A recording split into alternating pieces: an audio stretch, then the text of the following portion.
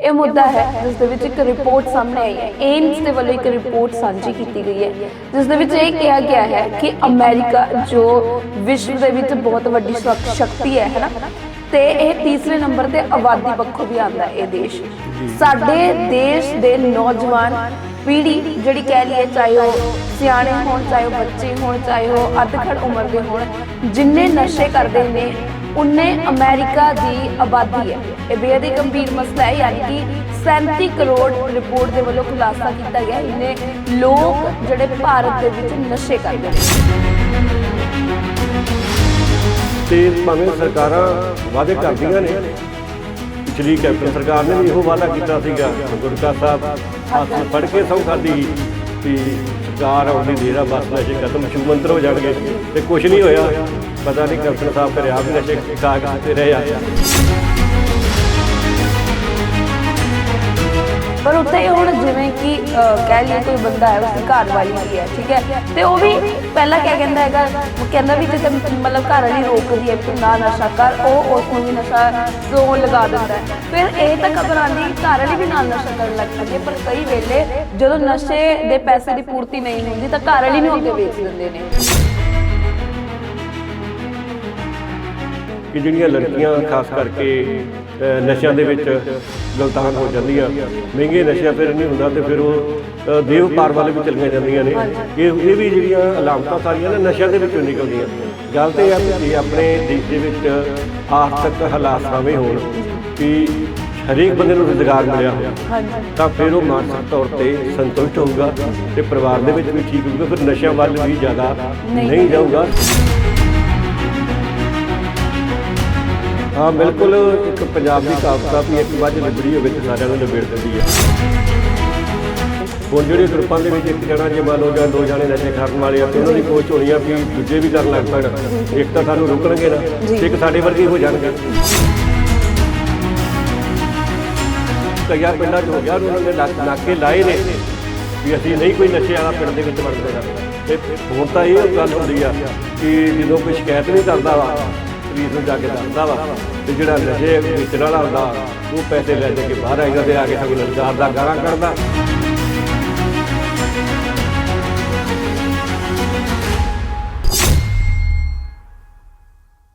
सत श्री अकाल जी, मैं हाँ गरिमा ते तुहाडा बहुत बहुत स्वागत है लोक आवाज़ दे विच, जिस दे विच असीं अक्सर ही देश दे ते पंजाब दे पक्ष ते चलंत मुद्दे ते चर्चा करते हैं। इस नाल ही स्टूडियो दे विच मेरे नाल मौजूद है मेरे सहयोगी संतोख सिंह पन्नू जी। सत श्री अकाल पन्नू साहब। सत श्री अकाल जी। पन्नू साहब, मैं जिवें कि असीं अक्सर ही लोक आवाज़ दे विच चलंत मुद्दे ते चर्चा करते हैं, एक मुद्दा बेहद ही ज़्यादा गंभीर है। यह मुद्दा जो है भारत पंजाब का ही नहीं सगों पूरी दुनिया का यह अहम मुद्दा जो अज के समय दे विच है।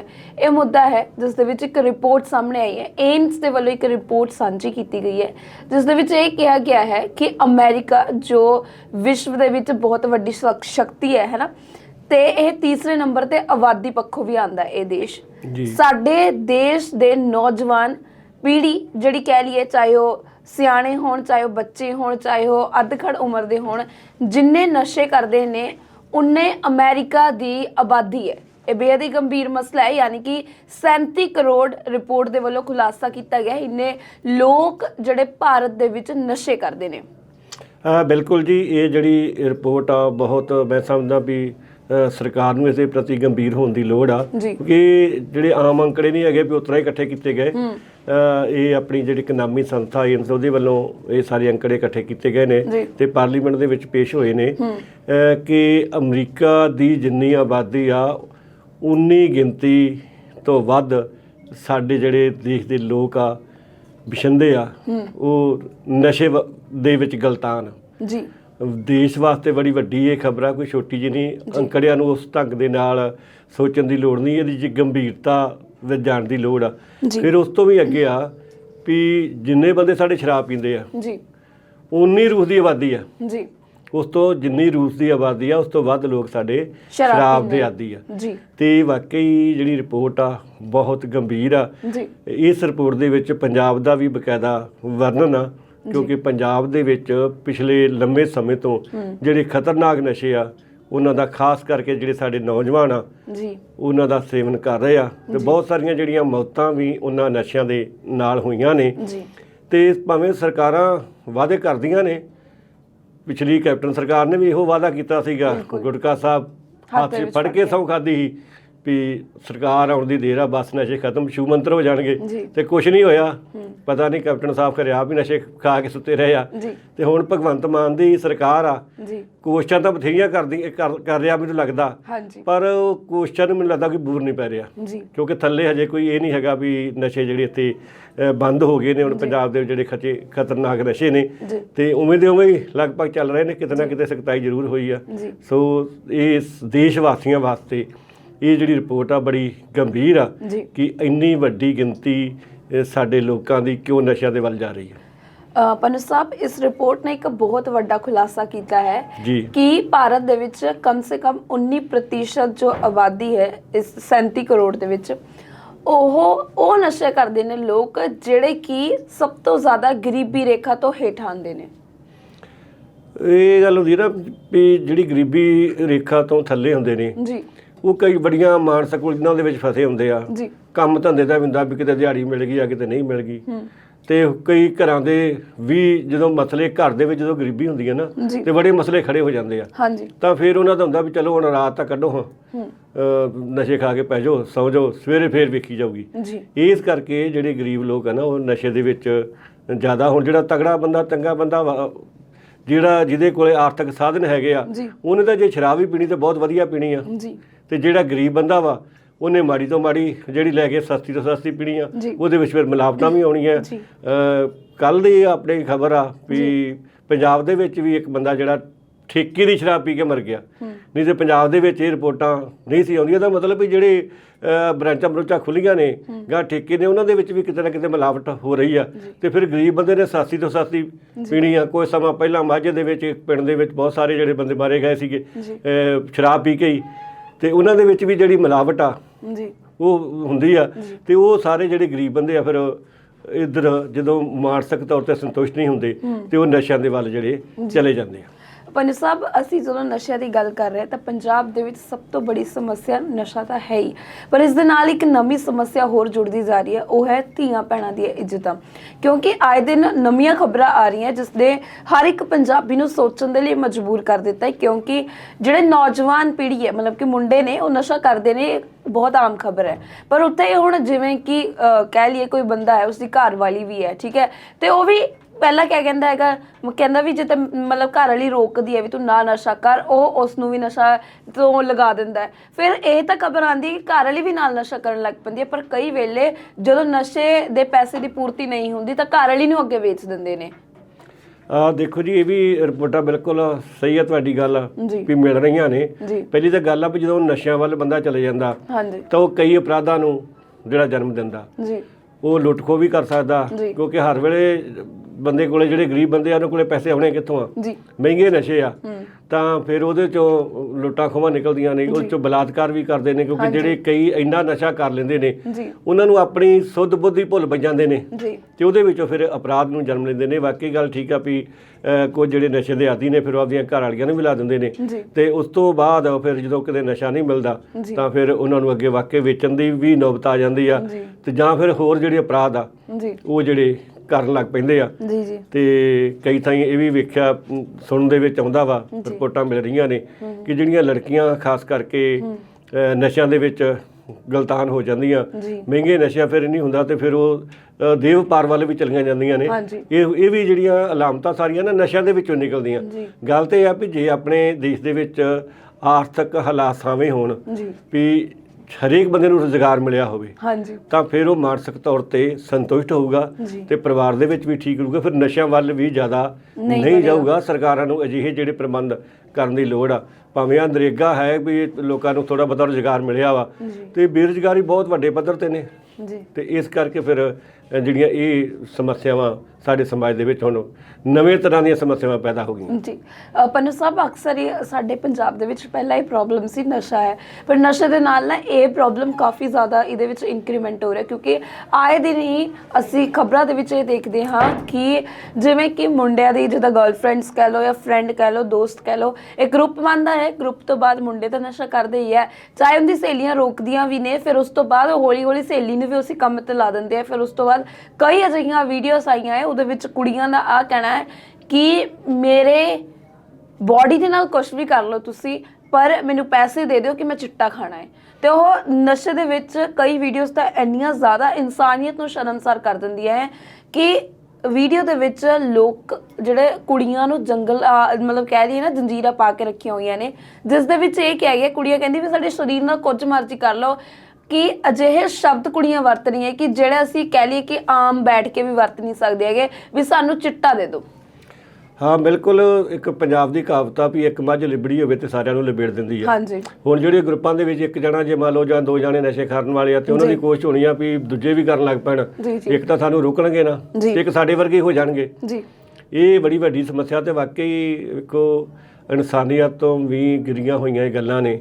ਆਪਾਂ ਸਾਰੀਆਂ ਗੱਲਾਂ ਜਿਹੜੀਆਂ ਸ਼ਬਦ ਆਪਾਂ ਕੈਮਰੇ ਸਾਹਮਣੇ ਵਰਤ ਵੀ ਨਹੀਂ ਸਕਦੇ। ਜਿਹੜੇ ਪੰਜਾਬ ਦੇ ਜਿਹੜੇ ਹਾਲਾਤ ਹੋਏ ਪਏ ਨੇ, ਵਾਕਈ ਕਈ ਸਾਡੀਆਂ ਜਿਹੜੀਆਂ ਧੀਆਂ ਭੈਣਾਂ ਇਸ ਅਵਸਥਾ ਦੇ ਵਿੱਚ ਚਲੀਆਂ ਗਈਆਂ ਨੇ ਕਿ ਉਹ ਨਸ਼ੇ ਤੋਂ ਬਗੈਰ, ਹੁਣ ਵੇਖੋ ਆਮ ਨਸ਼ੇ ਸੀ ਪਹਿਲਾਂ ਸ਼ਰਾਬ ਵਗੈਰਾ ਵਾ, ਉਹ ਜੇ ਬੰਦਾ ਨਾ ਵੀ ਪੀਓ ਤੇ ਬਚ ਸਕਦਾ ਵਾ।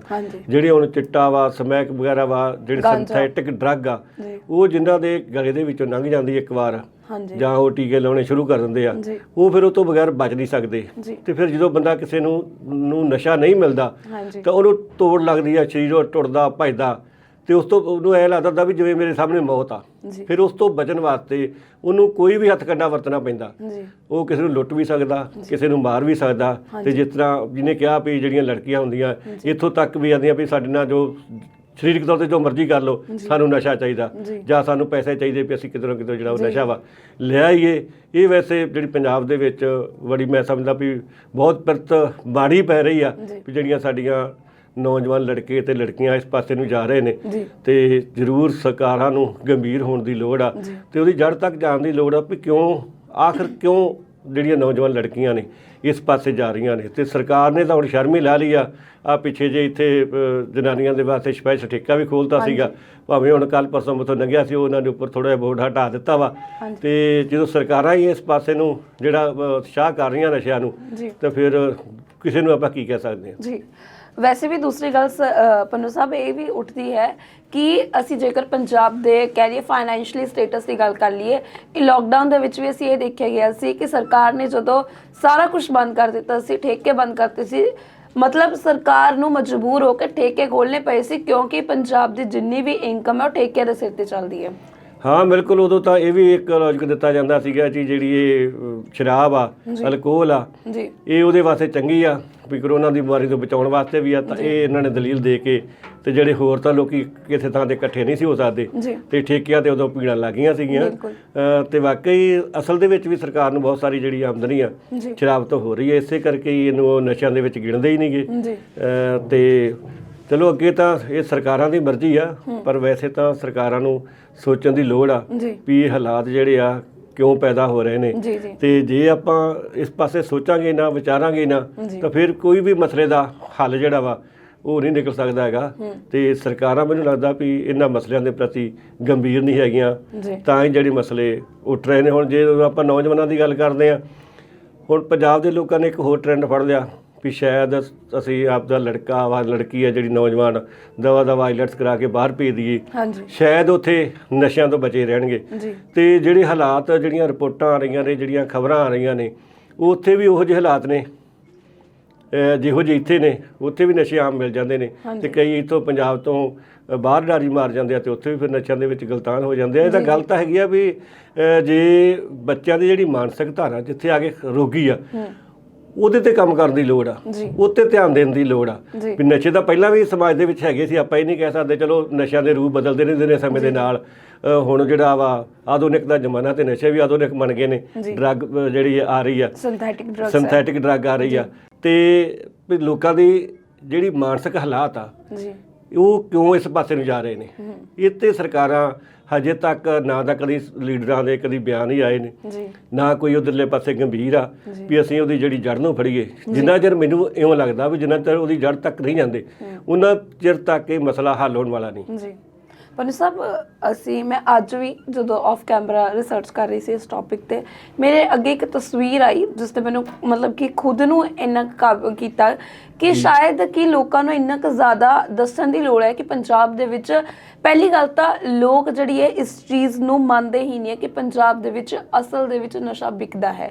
ਕਿਉਂਕਿ ਜੇਕਰ ਅਸੀਂ ਇਹਨਾਂ ਟੌਪਿਕਸ ਤੇ ਡਿਸਕਸ ਕਰਦੇ ਹਾਂ ਕਿ ਪੰਜਾਬ ਦੇ ਵੇਲੇ ਇਸ ਵੇਲੇ ਹਾਲਾਤ ਖਰਾਬ ਹੈ ਤਾਂ ਲੋਕ ਬੋਲਦੇ ਨੇ ਕਿ ਪੰਜਾਬ ਨੂੰ ਐਵੇਂ ਬਦਨਾਮ ਕਰਨ ਦੀ ਕੋਸ਼ਿਸ਼ ਕਰਦੇ ਆ, ਹੈ ਨਾ। ਪਹਿਲੀ ਗੱਲ ਤਾਂ ਇਹ। ਤੇ ਦੂਸਰੀ ਗੱਲ ਇਹ ਕਿ ਹੁਣੇ ਮੈਂ ਇੱਕ ਖਬਰ ਪੜ੍ਹੀ ਹੈ ਕਿ ਇੱਕ ਬਜ਼ੁਰਗ ਹੈ, 4 ਸਾਲ ਦੇ ਵਿੱਚ ਉਹਦੇ 4 ਜਵਾਨ ਪੁੱਤ ਜਿਹੜੇ ਨੇ ਉਹ ਖੋ ਗਿਆ ਸਿਰਫ ਚਿੱਟੇ ਕਰਕੇ।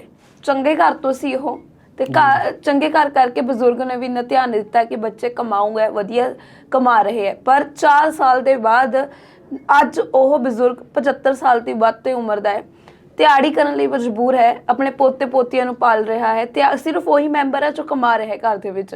ਤੁਸੀਂ ਹਾਲਾਤ ਦੇਖ ਲਿਓ ਕਿ 4 ਸਾਲ ਦੇ ਵਿੱਚ 4 ਪੁੱਤ ਚਲੇ ਗਏ, ਮਤਲਬ ਕਿੰਨੀ ਜ਼ਿਆਦਾ ਗੰਭੀਰ ਮਸਲਾ ਹੈ। ਪਰ ਦੂਸਰੇ ਪਾਸੇ ਕਿ ਜਨਤਾ ਦੀ ਅਸੀਂ ਗੱਲ ਕਰੀਏ, ਜਨਤਾ ਇਹ ਕਹਿ ਲੈਂਦੀ ਜੇ ਅਸੀਂ ਅੱਜ ਗੱਲਬਾਤ ਵੀ ਕਰ ਰਹੇ ਹਾਂ ਨਾ, ਥੱਲੇ ਕਮੈਂਟਸ ਦੇ ਵਿੱਚ ਲੋਕਾਂ ਨੇ ਇਹ ਕਹਿਣਾ ਕਿ ਸ਼ਾਇਦ ਤੁਸੀਂ ਪੰਜਾਬ ਨੂੰ ਬਦਨਾਮ ਕਰਨ ਦੀ ਕੋਸ਼ਿਸ਼ ਕਰ ਰਹੇ ਹੋ। ਹਾਂ, ਇਹ ਵੀ ਕੁਝ ਪਾਰਟੀਆਂ ਵੱਲੋਂ ਮਤਲਬ ਆਇਆ ਸੀਗਾ ਪਹਿਲਾਂ ਵੀ ਜਾਣਬੁੱਝ ਕੇ ਪੰਜਾਬ ਨੂੰ ਬਦਨਾਮ ਕੀਤਾ ਜਾ ਰਿਹਾ। ਅਸਲ ਦੇ ਵਿੱਚ ਬਦਨਾਮ ਨਹੀਂ ਕੀਤਾ ਜਾ ਰਿਹਾ। ਅਸਲ ਦੇ ਵਿੱਚ ਹੀ ਜਿਹੜੇ ਬਹੁਤ ਸਾਰੇ ਨੌਜਵਾਨ ਆ ਉਹ ਇਸ ਪਾਸੇ ਚਲੇ ਗਏ। ਹੁਣ ਵੇਖੋ ਉਸ ਬਜ਼ੁਰਗ ਦੀ ਕੀ ਹਾਲਾਤ ਹੋਊ।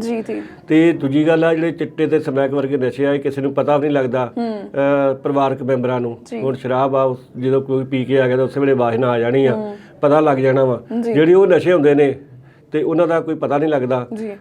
ਸੁਰ ਸਿੰਘ ਦੇ ਵਿੱਚ ਬਹੁਤ ਸਾਰੇ ਜਿਹੜੇ ਲੋਕ ਆ ਨੌਜਵਾਨ ਸੀ, ਉੱਥੇ ਜਿਹੜੀਆਂ ਮੌਤਾਂ ਹੋਈਆਂ ਸੀਗੀਆਂ, ਉੱਤੇ ਕਈ ਰਾਜਨੀਤਿਕ ਪਾਰਟੀਆਂ ਗਈਆਂ ਵੀ ਆ। ਉਦੋਂ ਹਜੇ ਪੰਜਾਬ ਦੇ ਵਿੱਚ ਮਾਂ ਸਰਕਾਰ ਨਹੀਂ ਬਣੀ ਆਪਦੀ, ਤੇ ਕੇਜਰੀਵਾਲ ਖੁਦ ਵੀ ਜਾ ਕੇ ਆਇਆ ਸੀਗਾ। ਇਹ ਬੜਾ ਵੱਡਾ ਗੰਭੀਰ ਮਸਲਾ ਵਾ, ਕਿਉਂਕਿ ਜਿਹੜੀ ਹੁਣ ਨਸ਼ੇ ਆਮ ਮਿਲ ਰਹੇ ਨੇ ਤੇ ਇਹਦੇ ਪਿੱਛੇ ਕਿਤੇ ਨਾ ਕਿਤੇ ਹੁਣ ਜਿਹੜੀ ਕੱਲ ਕਿਸਾਨਾਂ ਦੀ ਤੇ ਭਗਵੰਤ ਮਾਨ ਦੀ ਮੀਟਿੰਗ ਹੋਈ ਹੈ ਜਿਹੜੀ, ਉਹਦੇ ਵਿੱਚ ਵੀ ਕਿਸਾਨਾਂ ਨੇ ਨਸ਼ੇ ਦਾ ਜਿਹੜਾ ਮਸਲਾ ਉਠਾਇਆ, ਕਿਸਾਨ ਜਥੇਬੰਦੀਆਂ ਨੇ। ਤੇ ਮਾਨ ਸਾਹਿਬ ਨੇ ਕਿਹਾ ਵੀ ਅਸੀਂ ਤਾਂ 15 ਅਗਸਤ ਤੋਂ ਹੱਥ ਹੋ ਕੇ ਪਿੱਛੇ ਪੈ ਗਏ, ਹੁਣ ਵੇਖੋ ਕੀ ਰਿਜ਼ਲਟ ਆਉਂਦੇ ਨੇ। ਤੇ ਉਹਦੇ ਵਿੱਚ ਵੀ ਇਹੀ ਮਸਲਾ ਵਾ। ਤੇ ਮੁੜ ਕੇ ਬਾਹਰ ਜਿਹੜੀ ਆ ਕੇ ਪ੍ਰੈਸ ਕਾਨਫਰੰਸ ਕੀਤੀ ਹੈ ਕਿਸਾਨਾਂ ਨੇ, ਉਹਦੇ ਵਿੱਚ ਵੀ ਉਹਨਾਂ ਨੇ ਕਿਹਾ, ਜਦੋਂ ਪੱਤਰਕਾਰਾਂ ਨੇ ਇਹ ਪੁੱਛਿਆ ਵੀ ਤੁਸੀਂ ਦੱਸੋ ਵੀ ਹੁਣ ਕੀ ਨਸ਼ੇ ਹੈਗੇ ਪੰਜਾਬ 'ਚ, ਘਟ ਗਿਆ ਕਿ ਨਹੀਂ ਹੈਗੇ, ਉਹਨਾਂ ਦਾ ਇਹ ਸੀ ਪੱਖ ਵੀ ਹੁਣ ਤੱਕ ਜਿੰਨੀਆਂ ਸਰਕਾਰਾਂ ਆਈਆਂ ਨੇ ਸਭ ਤੋਂ ਵੱਧ ਨਸ਼ਾ ਜਿਹੜਾ ਇਸ ਸਰਕਾਰ ਵੇਲੇ ਵਿਕ ਰਿਹਾ ਵਾ। ਅਖਬਾਰਾਂ ਦੇ ਵਿੱਚ ਜੋ ਮਰਜ਼ੀ ਉਹ ਦੇਈ ਜਾਣ, ਸੁਰਖੀਆਂ ਦੇਈ ਜਾਣ, ਬਿਆਨ ਦੇਈ ਜਾਣ, ਪਰ ਅਸਲ ਦੇ ਵਿੱਚ ਪੰਜਾਬ ਦੇ ਵਿੱਚ ਸ਼ਰੇਆਮ ਹੀ ਜਿਹੜਾ ਨਸ਼ਾ ਵਾ ਉਹ ਵਿਕ ਰਿਹਾ ਵਾ। ਉਹਨਾਂ ਨੇ ਆਪਦੇ, ਜਦੋਂ ਸਰਕਾਰ ਇੱਕ ਪਾਸੇ ਨੂੰ ਪੁਲਿਸ ਫੜਦੀ ਆ ਵੀ ਇਸ ਤਰ੍ਹਾਂ ਸਪਲਾਈ ਹੋ ਰਿਹਾ, ਤਾਂ ਉਹ ਲਾਈਨ ਕੱਟ ਕੇ ਕੋਈ ਨਵੀਂ ਚਾਲੂ ਕਰ ਲੈਂਦੇ ਆ। ਇਹ ਹਾਲਾਤ ਨੇ, ਹਜੇ ਪੰਜਾਬ ਦੇ ਵਿੱਚੋਂ ਨਸ਼ਾ ਖਤਮ ਨਹੀਂ ਹੋਇਆ। ਇਹ ਵੀ ਗੱਲ ਹੈਗੀ ਆ ਵੀ ਜਿਵੇਂ ਪੰਜਾਬ ਨੂੰ ਇੱਕ ਟਾਰਗੇਟ ਵੀ ਕੀਤਾ ਜਾ ਰਿਹਾ, ਕਿਉਂਕਿ ਕਈ ਵਾਰ ਬਾਕੀ ਦੇਸ਼ ਦੀ ਜਿਹੜੀ ਸੋਚ ਵੱਖਰੀ ਹੁੰਦੀ ਆ ਤੇ ਪੰਜਾਬ ਦੇ ਲੋਕਾਂ ਦੀ ਹਮੇਸ਼ਾ ਉਹਨਾਂ ਦੇ ਨਾਲੋਂ ਵੱਖਰੀ ਹੁੰਦੀ ਆ। ਇਸ ਕਰਕੇ ਵੀ ਜਿਹੜੀ ਜਵਾਨੀ ਆ ਉਹਨਾਂ ਨੇ ਸਰਕਾਰਾਂ ਦੇ ਵਾਸਤੇ ਚੈਲੰਜ ਬਣਨਾ ਹੁੰਦਾ, ਤੇ ਉਹ ਜਵਾਨੀ ਖਤਮ ਕਰ ਦਿਓ, ਕੁਛ ਬਾਹਰ ਚਲੀ ਗਈ ਆ, ਬਾਕੀ ਨਸ਼ਿਆਂ 'ਚ ਲਾ ਦਿਓ, ਉਹ ਕੁਛ ਕਰਨ ਜੋਗੇ ਨਹੀਂ ਰਹਿੰਦੇ, ਉਹ ਤਾਂ ਆਪਦੇ ਪਰਿਵਾਰ ਵਾਸਤੇ ਨਹੀਂ ਕੁਛ ਕਰ ਸਕਦੇ ਤੇ ਕਿਸੇ ਵਾਸਤੇ ਉਹਨਾਂ ਨੇ ਕੀ ਕਰਨਾ ਵਾ। ਤੇ ਪਰ ਫਿਰ ਵੀ ਪੰਜਾਬ ਦੇ ਵਿੱਚ ਇੰਨੀ ਵੀ ਘਬਰਾਉਣ ਵਾਲੀ ਗੱਲ ਨਹੀਂ। ਮੈਨੂੰ ਲੱਗਦਾ ਵੀ ਜਿਹੜੇ ਹੁਣ ਹੜ੍ਹ ਆਏ ਨੇ ਉਨੀ ਮਦਦ ਸਰਕਾਰਾਂ ਨੇ ਨਹੀਂ ਕੀਤੀ ਜਿੰਨੀ ਲੋਕਾਂ ਨੇ ਕੀਤੀ ਆ। ਲੋਕ ਟਰਾਲੀਆਂ ਭਰ ਕੇ, ਹੁਣ ਸਾਡੇ ਇਲਾਕੇ ਤਾਂ ਇਹ ਹਾਲਾਤ ਆ ਨਾ, ਹੜ੍ਹ ਵਾਲੇ ਅਸੀਂ ਦੇਖਦੇ ਹਾਂ ਹਨੇਰੇ ਸਵੇਰੇ ਆਈ ਜਾਂਦੇ ਨੇ, ਤੇ ਖਾਸ ਕਰਕੇ ਹੁੰਦੇ ਵੀ ਨੌਜਵਾਨ ਨੇ। ਜਦੋਂ ਉਹਨਾਂ ਨੌਜਵਾਨਾਂ ਨੂੰ ਦੇਖੀਦਾ ਤੇ ਫਿਰ ਪਤਾ ਵੀ ਅਸਲੀ ਪੰਜਾਬੀਅਤ ਤਾਂ ਆ ਵਾ। ਮੈਨੂੰ ਲੱਗਦਾ ਵੀ ਸਰਕਾਰਾਂ ਨੇ ਕੁਝ ਨਹੀਂ ਕਰਨਾ, ਲੋਕਾਂ ਨੂੰ ਬਹੁਤ ਕੁਝ ਆਪਦੇ ਹੱਥ 'ਚ ਲੈਣਾ ਪੈਣਾ। ਜੇ ਇੰਨਾ ਕੁਝ ਲੋਕ ਕਰ ਸਕਦੇ ਆ ਤੇ ਲੋਕ ਕਈਆਂ ਪਿੰਡਾਂ 'ਚ ਹੋ ਗਿਆ, ਉਹਨਾਂ ਨੇ ਨਾਕੇ ਲਾਏ ਨੇ ਵੀ ਅਸੀਂ ਨਹੀਂ ਕੋਈ ਨਸ਼ੇ ਵਾਲਾ ਪਿੰਡ ਦੇ ਵਿੱਚ ਵੜਨ ਦੇਣਾ। ਤੇ ਹੁਣ ਤਾਂ ਇਹ ਗੱਲ ਹੁੰਦੀ ਆ ਵੀ ਜਦੋਂ ਕੋਈ ਸ਼ਿਕਾਇਤ ਵੀ ਕਰਦਾ ਵਾ, ਪੁਲਿਸ ਨੂੰ ਜਾ ਕੇ ਦੱਸਦਾ ਵਾ, ਤੇ ਜਿਹੜਾ ਨਸ਼ੇ ਵੇਚਣ ਵਾਲਾ ਹੁੰਦਾ ਉਹ ਪੈਸੇ ਲੈ ਦੇ ਕੇ ਬਾਹਰ ਆ ਜਾਂਦਾ ਤੇ ਆ ਕੇ ਸਗੋਂ ਲਲਕਾਰਦਾ, ਗਾਲਾਂ ਕੱਢਦਾ ਜਿਹੜੇ ਫੜਾਉਣ ਵਾਲੇ ਹੁੰਦੇ ਆ। ਤੇ ਜੇ ਪੁਲਿਸ ਇਸ ਪਾਸੇ ਨਾ ਜਾਵੇ, ਕਿਉਂਕਿ ਇਹਦਾ ਮਤਲਬ ਪੁਲਿਸ ਦਾ ਜਿਹੜਾ ਢਾਂਚਾ ਵਾ ਉਹਦੇ ਵਿੱਚ ਵੀ ਕਿਤੇ ਨਾ ਕਿਤੇ ਲੀਕੇਜ ਹੁੰਦੀ ਆ। ਉਹਨਾਂ ਕੋਲੇ ਗੱਲ ਪਹੁੰਚਦੀ ਆ ਵੀ ਸਾਨੂੰ ਫਲਾਣਾ ਬੰਦਾ ਦੱਸ ਕੇ ਗਿਆ। ਜੇ ਇਹ ਗੱਲਾਂ ਸਰਕਾਰ ਹਟਾਵੇ, ਨਾ ਇਹ ਗੱਲਾਂ ਬਾਤਾਂ ਹੋਣ, ਤਾਂ ਲੋਕ ਜਿਹੜਾ ਪੁਲਿਸ ਦਾ ਸਾਥ ਦੇਣ ਨੂੰ ਤਿਆਰ ਆ। ਇਸ ਵੇਲੇ ਲੋਕ ਬਹੁਤ ਚਿੰਤਤ ਆ ਨਸ਼ਿਆਂ ਦੇ ਪੱਖੋਂ। ਤੇ ਹੁਣ ਮੈਨੂੰ ਲੱਗਦਾ ਵੀ ਜੇ ਸਰਕਾਰਾਂ ਨੇ ਬਹੁਤੀ ਕਾਰਵਾਈ ਨਾ ਕੀਤੀ ਤੇ ਲੋਕਾਂ ਨੂੰ ਫਿਰ ਮੋਰਚਾ ਆਪ ਹੀ ਸਾਹਮਣਾ ਪੈਣਾ, ਆਪੋ ਆਪਣੇ ਪਿੰਡ ਆਪ ਹੀ ਸੁਧਾਰਨੇ ਪੈਣੇ ਆ ਵੀ ਇੱਥੇ ਕੋਈ ਨਸ਼ੇ ਵਾਲਾ ਉਹੋ ਜਿਹਾ ਨਾ ਆਵੇ ਤੇ ਨਾ ਹੀ ਇੱਥੇ ਕੋਈ ਰਹਿਣ ਦੇਣਾ ਵਾ। ਤੇ ਫਿਰ ਸਰਕਾਰ ਨੇ ਕਹਿਣਾ ਜੀ ਇਹ ਲਾ ਐਂਡ ਆਰਡਰ ਆਪਦੇ ਹੱਥ 'ਚ ਲੈਂਦੇ ਆ। ਹੁਣ ਦੇਖੋ ਜਿਹੜਾ ਨਸ਼ੇ ਵਾਲਾ ਉਹਨੂੰ ਜਾਂ ਤਾਂ ਫਿਰ 75 ਪਰੇਡ ਤਾਂ ਕਰਨਗੇ ਲੋਕ, ਹੋਰ ਕੀ ਕਰਨਗੇ ਜਦੋਂ ਅਗਲੇ ਨੇ ਆਕੜਨਾ ਵੀ ਆ, ਕਿਉਂਕਿ ਉਹਦੇ ਕੋਲ ਪੈਸਾ, ਉਹਦੇ ਕੋਲ ਹਥਿਆਰ ਵੀ ਹੋਣਗੇ, ਸਾਰਾ ਕੁਝ ਹੋਊਗਾ। ਤੇ ਜੇ ਸਰਕਾਰਾਂ ਸਮੇਂ ਸਿਰ ਕਾਰਵਾਈ ਕਰਨ ਤੇ ਫਿਰ ਨਹੀਂ, ਮੈਨੂੰ ਲੱਗਦਾ ਵੀ ਜੇ ਸਰਕਾਰ ਨੇ ਨਸ਼ੇ ਬੰਦ ਕਰਨ ਵੱਲ ਨਾ ਵਧੀ ਤੇ 6 ਮਹੀਨਿਆਂ ਦੇ ਵਿੱਚ ਪੰਜਾਬ 'ਚ ਇਹ ਹਾਲਾਤ ਪੈਦਾ ਹੋ ਜਾਣੇ ਆ ਵੀ ਲੋਕਾਂ ਨੇ ਆਪਣੇ ਪਿੰਡਾਂ ਦੇ ਵਿੱਚ ਪਹਿਰੇ ਦੇਣੇ ਸ਼ੁਰੂ ਕਰ ਦੇਣੇ। ਪੰਨੂ ਸਾਹਿਬ, ਇਹ ਤਾਂ ਬਹੁਤ ਵਧੀਆ ਗੱਲ ਹੈ ਨਾ, ਪਿੰਡ ਆਪਣੇ ਲਈ ਪੰਚਾਇਤਾਂ ਆਪ ਖੜੀਆਂ ਹੋ ਰਹੀਆਂ ਇਸ ਪਹਿਲ ਵਾਸਤੇ ਕਿ ਨਸ਼ੇ ਨੂੰ ਅਸੀਂ ਰੋਕਣਾ ਪਿੰਡਾਂ ਦੇ ਵਿੱਚ। ਪਰ ਦੂਸਰੀ ਗੱਲ ਇਹ ਵੀ ਹੈ ਕਿ ਬੇਸ਼ੱਕ ਕਿਸੇ ਵਿਅਕਤੀ ਨੇ ਆਪਣਾ ਪਿੰਡ ਦਾ ਸੁਧਾਰ ਨਹੀਂ ਕਰਨਾ ਹੋਵੇ, ਦੇਸ਼ ਦਾ ਸੁਧਾਰ ਨਾ ਕਰਨਾ ਹੋਵੇ, ਪੰਜਾਬ ਦਾ ਸੁਧਾਰ ਨਾ ਕਰਨਾ ਹੋਵੇ, ਤਾਂ ਕਮ ਸੇ ਕਮ ਬੰਦਾ ਆਪਣੇ ਘਰ ਦਾ ਸੁਧਾਰ ਤਾਂ ਕਰ ਹੀ ਸਕਦਾ ਹੈ ਨਾ।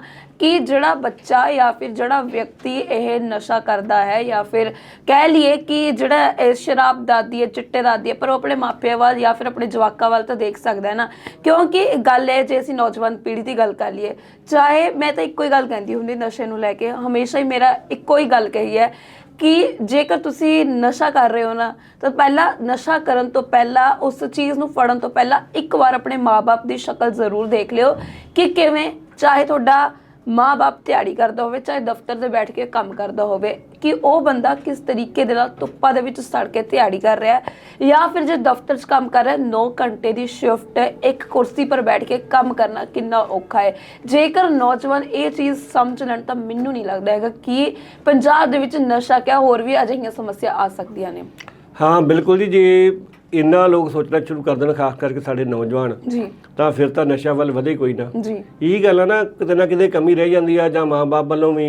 ਹੁਣ ਕਈ ਵਾਰ ਹੁੰਦਾ ਵੀ ਬੱਚਿਆਂ ਵੱਲ ਧਿਆਨ ਵੀ ਨਹੀਂ ਦਿੱਤਾ ਜਾਂਦਾ। ਕਈ ਹੁਣ ਪਰਿਵਾਰਾਂ ਜਾਈਦਾ ਦੋਵੇਂ ਜਾਣੇ ਨੌਕਰੀ ਪੇਸ਼ਾ ਹੁੰਦੇ ਆ ਜਾਂ ਹੋਰ ਕੰਮ ਧੰਦੇ ਕਰਦੇ ਹੁੰਦੇ ਆ, ਤੇ ਬੱਚਿਆਂ ਨੂੰ ਸਮਝਾਉਣ ਵਾਸਤੇ ਟਾਈਮ ਹੀ ਉਹਨਾਂ ਕੋਲ ਨਹੀਂ ਹੁੰਦਾ। ਫਿਰ ਜਿਹੋ ਜਿਹੀ ਉਹਨਾਂ ਨੂੰ ਸੰਗਤ ਮਿਲਦੀ ਆ ਉਸ ਪਾਸੇ ਲੱਗ ਜਾਣੇ ਆ। ਜੇ ਬੱਚੇ ਇੰਨੇ ਸੋਚਣ ਲੱਗ ਪੈਣ, ਹੁਣ ਕਈ ਵਾਰ ਜਿਹੜੇ ਨਸ਼ਾ ਛਡਾਊ ਕੇਂਦਰ ਨੇ ਉਹਦੇ ਵਿੱਚ ਆਉਂਦੇ ਨੇ ਨੌਜਵਾਨ ਜਿਹੜੇ ਆਪਣੇ ਆਪ ਆ ਰਹੇ ਨੇ ਵੀ ਅਸੀਂ ਨਸ਼ਾ ਛੱਡਣ ਨੂੰ ਤਿਆਰ ਆ, ਕਿਸੇ ਨਾ ਕਿਸੇ ਤਰ੍ਹਾਂ ਜਿਹੜੀ ਇਹ ਸਾਡੇ ਤੋਂ ਗਲੋਂ ਜਿਹੜੀ ਲਾਮਤ ਲਾ ਦਿੱਤੀ ਜਾਵੇ।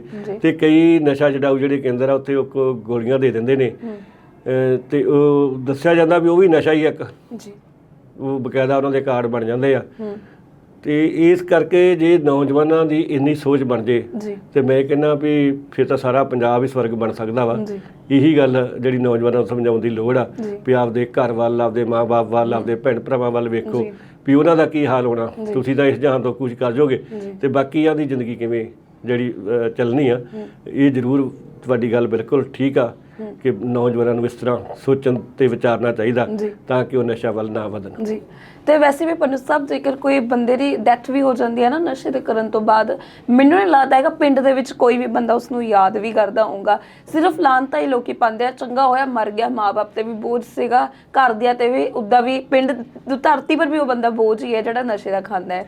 ਤੇ ਦੂਸਰੀ ਗੱਲ ਇਹ ਵੀ ਅਸੀਂ ਦੇਖਦੇ ਹਾਂ ਕਿ ਸਭ ਤੋਂ ਅਹਿਮ ਰੋਲ ਜੋ ਹੈ ਅੱਜ ਦੇ ਟਾਈਮ ਦੇ ਵਿੱਚ ਸੋਸ਼ਲ ਮੀਡੀਆ ਹੈ ਔਰ ਇੱਕ TV ਹੈ। ਠੀਕ ਹੈ, ਇਹ ਦੋ ਚੀਜ਼ਾਂ ਅਜਿਹੀਆਂ ਨੇ ਕਿ ਜਿਹੜਾ ਸਭ ਤੋਂ ਜ਼ਿਆਦਾ ਰੋਲ ਪਲੇ ਕਰ ਰਹੀ ਹੈ। ਪਰ ਉੱਥੇ ਹੀ ਪੰਜਾਬੀ ਕਲਚਰ ਜੋ ਗਾਣੇ ਹੈ, ਇੱਕ ਤਾਂ ਸਭ ਤੋਂ ਪਹਿਲਾਂ ਇਹ ਧੀਆਂ ਭੈਣਾਂ ਦੀਆਂ ਇੱਜ਼ਤਾਂ ਉਹਨਾਂ ਨੂੰ ਇਸ ਤਰੀਕੇ ਨਾਲ ਵਿਚਾਰਦੇ ਨੇ, ਇਸ ਤਰੀਕੇ ਨਾਲ ਘੜਦੇ ਨੇ ਕਿ ਜਾਂ ਤਾਂ ਕੁੜੀ ਇੱਕ ਲੈਣ ਦੇਣ ਦਾ ਸਮਾਨ ਹੈ ਜਾਂ ਫਿਰ ਕੁੜੀ ਮੁੰਡੇ ਤੋਂ ਪੈਸੇ ਮੰਗਦੀ ਹੈ, ਜਾਂ ਦੂਜੀ ਹੈ ਕਿ ਸ਼ਰਾਬ, ਨਸ਼ਾ, ਅਫੀਮ ਇਹ ਉਹ ਸਭ ਪ੍ਰਮੋਟ ਕਰਦੇ ਆ।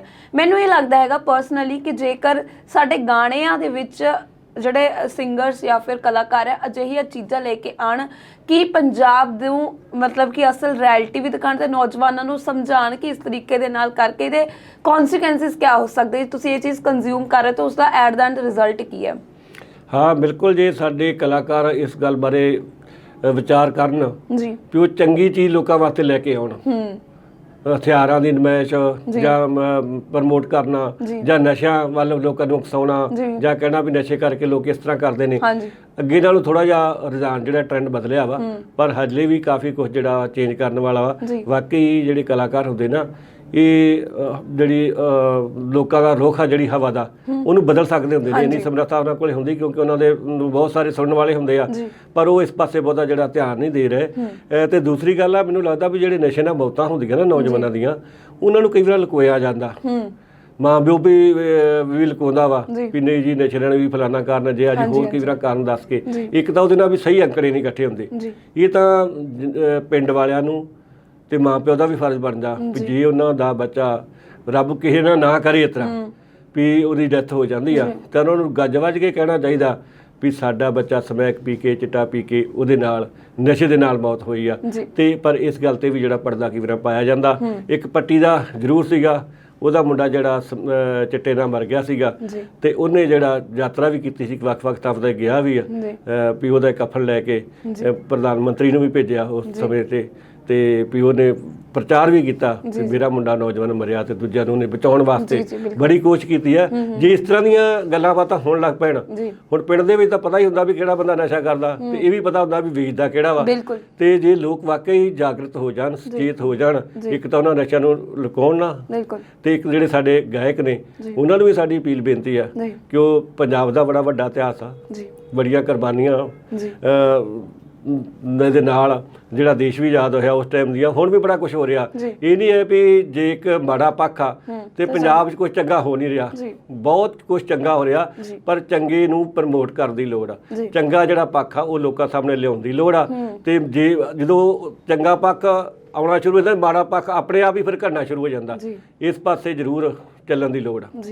ਪਰ ਦੂਸਰੀ ਗੱਲ ਹੈ, ਸਭ ਤੋਂ ਬੜੀ ਹੈ, ਅਸੀਂ ਗੱਲਾਂ ਤਾਂ ਬਹੁਤ ਕਰ ਲਈਆਂ ਕਿ ਨਸ਼ਾ ਇਸ ਤਰੀਕੇ ਦੇ ਨਾਲ ਪੰਜਾਬ ਦੇ ਵਿੱਚ ਵਿਕ ਰਿਹਾ, ਹਾਲਾਤ ਇਹ ਹੈ ਐਟ ਦਾ ਐਂਡ ਕਿ ਇਸ ਚੀਜ਼ ਤੋਂ ਬਚਿਆ ਕਿਵੇਂ ਜਾ ਸਕਦਾ ਹੈ?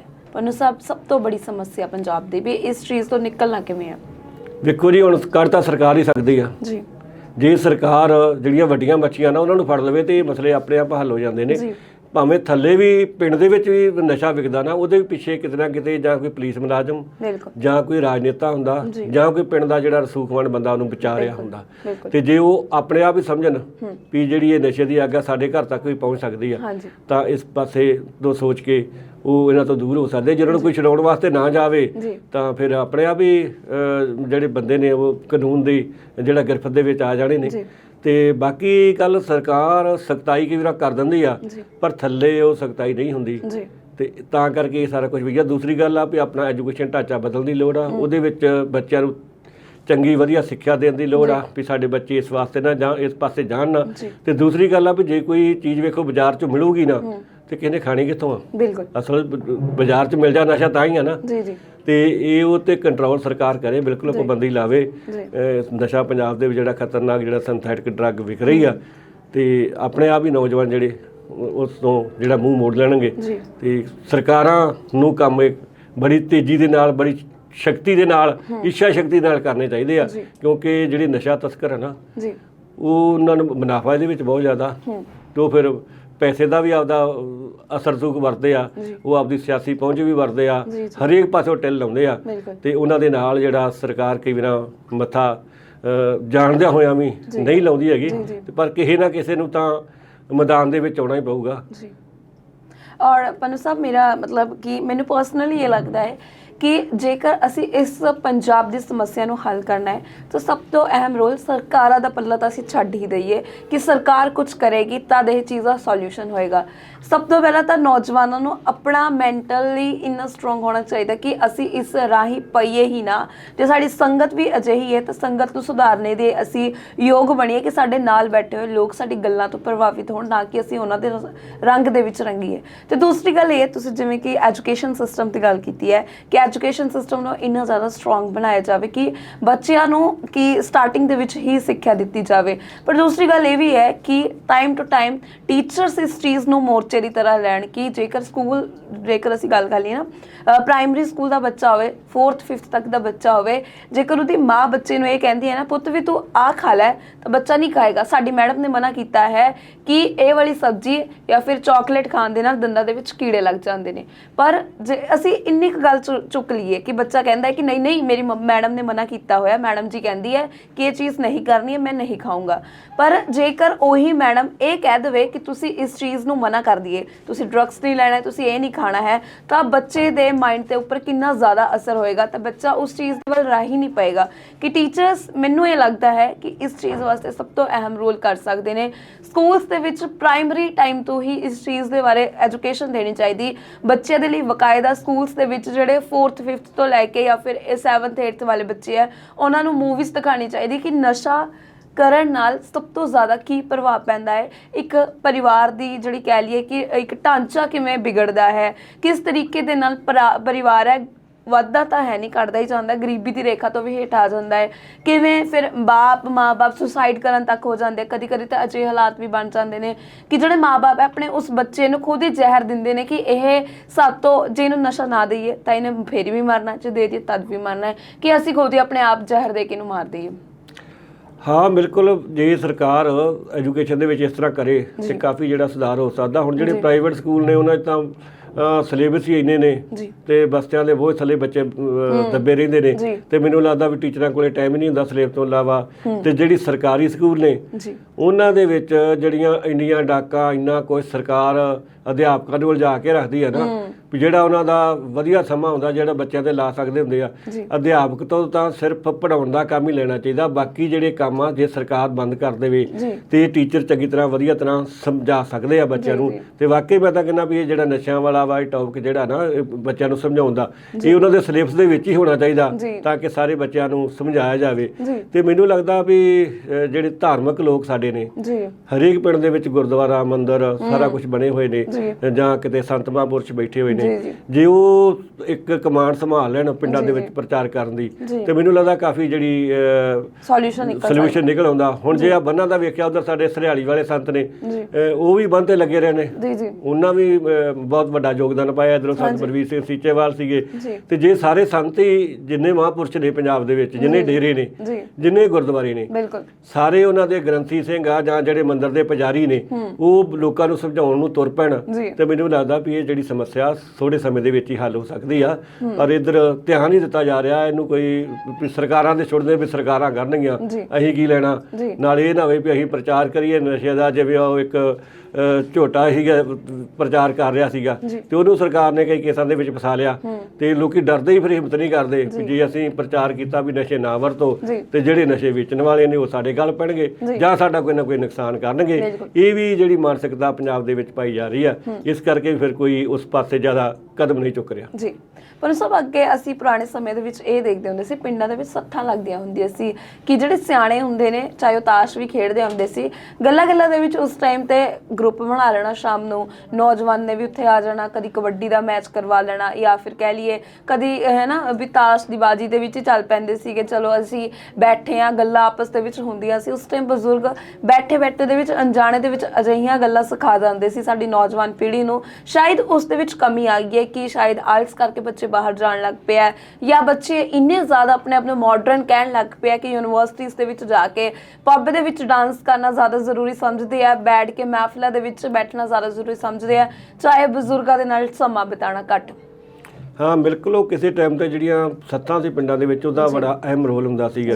ਕਿਸੇ ਟਾਈਮ ਤੇ ਅਖਬਾਰ, ਰੇਡੀਓ, ਟੀਵੀ ਵੀ ਨਹੀਂ ਹੁੰਦਾ ਤੇ ਸੱਥਾਂ ਹੀ ਸਾਡੀ ਗਿਆਨ ਦਾ ਕੇਂਦਰ ਹੁੰਦੀਆਂ ਸੀ। ਵੀ ਇੱਕ ਪਿੰਡ ਚ ਹੋਇਆ ਤੇ ਉਹਨੇ ਜਾ ਕੇ ਪਿੰਡ ਦੱਸਣੀ, ਆ ਕੇ ਗੱਲਬਾਤ ਦੱਸਣੀ ਵੀ ਫਲਾਣੇ ਪਿੰਡ ਚ ਆ ਹੋ ਗਿਆ, ਤੇ ਉੱਥੋਂ ਗਾਂ ਸਾਰੇ ਘਰਾਂ ਜਾਣੀ ਤੇ ਉੱਥੇ ਚੰਗੀਆਂ ਗੱਲਾਂ ਬਾਤਾਂ ਹੋਣੀਆਂ। ਹੁਣ ਇਹ ਆ ਵੀ ਮੈਨੂੰ ਤਾਂ ਲੱਗਦਾ ਪੀੜ੍ਹੀ ਦਾ ਪਾੜਾ ਪੈ ਗਿਆ। ਜਿਹੜੀ ਨਵੀਂ ਪੀੜ੍ਹੀ ਹੈ ਸਾਡੀ, ਉਹ ਬਜ਼ੁਰਗਾਂ ਕੋਲੇ ਬੈਠਦੀ ਨਹੀਂ, ਗੱਲਬਾਤ ਸੁਣਦੀ ਨਹੀਂ ਗੀ, ਕਿਉਂਕਿ ਉਹਨਾਂ ਨੇ ਆਪਦੇ ਤਜਰਬੇ ਦੱਸਣੇ ਹੁੰਦੇ ਆ। ਇੱਕ ਹੁੰਦਾ ਜਿਹਨੂੰ ਆਪਾਂ ਲਿਖਤੀ ਕਹਿੰਦੇ ਨੇ, ਇੱਕ ਹੁੰਦਾ ਪ੍ਰਯੋਗੀ, ਕਿਉਂਕਿ ਉਹਨਾਂ ਜ਼ਿੰਦਗੀ ਹੰਢਾਈ ਹੁੰਦੀ ਆ, ਉਹਨਾਂ ਦੇ ਸਾਰੀ ਜਿਹੜੀ ਹੱਡ ਬੀਤੀ ਹੁੰਦੀ ਆ, ਤੇ ਉਹਨਾਂ ਨੇ ਫਿਰ ਬੱਚਿਆਂ ਨੂੰ ਸੁਚੇਤ ਕਰਨਾ ਹੁੰਦਾ। ਤਾਂ ਇਹ ਜੇ ਸਾਡੀਆਂ ਸੱਥਾਂ ਉਸੇ ਤਰ੍ਹਾਂ ਲੱਗਣ ਲੱਗ ਪੈਣ, ਕਿਉਂਕਿ ਅੰਗਰੇਜ਼ਾਂ ਨੂੰ ਇਹਨਾਂ ਤੋਂ ਡਰ ਲੱਗਦਾ ਸੀ ਸੱਥਾਂ ਤੋਂ, ਉਹਨੇ ਤਾਂ ਸੱਥਾਂ ਦਾ ਜਿਹੜਾ ਢਾਂਚਾ ਸਾਰਾ ਤੈਨ ਤੈਅ ਕਰਤਾ ਸੀ, ਤੇ ਮੁੜ ਕੇ ਵੀ ਕਿਸੇ ਨੇ ਇੱਧਰ ਜ਼ਿਆਦਾ ਜਿਹੜਾ ਧਿਆਨ ਨਹੀਂ ਦਿੱਤਾ ਹੈਗਾ। ਤੇ ਬਾਕੀ ਨੌਜਵਾਨਾਂ ਨੂੰ ਚਾਹੀਦਾ ਵੀ ਬਜ਼ੁਰਗਾਂ ਆਪਦੇ ਕੋਲੇ ਬੈਠਣ, ਉਹਨਾਂ ਦੇ ਕੋਲੋਂ ਜਿਹੜੇ ਉਹਨਾਂ ਦਾ ਜ਼ਿੰਦਗੀ ਦਾ ਤਜਰਬਾ ਵਾ ਉਹ ਹਾਸਲ ਕਰ ਲੈਣ, ਤੇ ਜਿਹੜਾ ਵਾ ਬਚਿਆ ਜਾ ਸਕਦਾ। ਵਾਕਈ ਸੱਥਾਂ ਨੂੰ ਮਜ਼ਬੂਤ ਕਰਨ ਦੀ ਲੋੜ ਆ, ਕਿਉਂਕਿ ਉਹ ਇੱਕ ਪਿੰਡ ਦੇ ਪਹਿਰਾ ਵੀ ਸੀ। ਜਿਹੜੀਆਂ ਸੱਥਾਂ ਵਾ ਨਾ, ਉਹਨਾਂ ਨੂੰ ਇਹ ਵੀ ਪਤਾ ਸੀ ਪਿੰਡ ਦੇ ਵਿੱਚ ਕਿਹੜਾ ਮਾੜਾ ਬੰਦਾ ਆਇਆ ਵਾ, ਕਿਹੜਾ ਚੰਗਾ ਆਇਆ ਵਾ, ਕਿਹਦੇ ਰਿਸ਼ਤੇਦਾਰ ਆ।